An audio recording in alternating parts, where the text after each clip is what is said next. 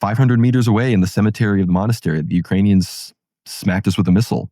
And I heard it during this, like during the service, I heard when it shook the building, and I was like, whoa. And I'm like looking around, and everybody there was unperturbed because they've all been living in Donetsk for years and years and years. And I guess they're just used to that kind of thing. Since you were there in the Donbass area, and you spoke with a lot of these guys, what are their thoughts on America? And Trump, for lack of a better example, but what do they think about us and what we're doing? This idea that they're all like hating America obviously is just not true. I mean, I interviewed the Alexander Nevsky Volunteer Brigade. I have one of their patches back over there.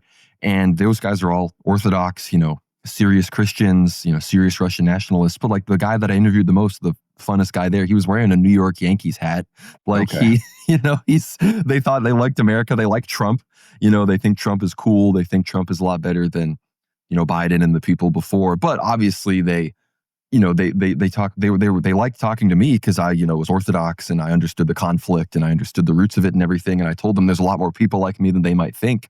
Yeah. And they were sort of aware of that. They vaguely keep up with certain things in American media. But at the end of the day, they also know that the bullets firing towards them on the battlefield were given through American taxpayer dollars.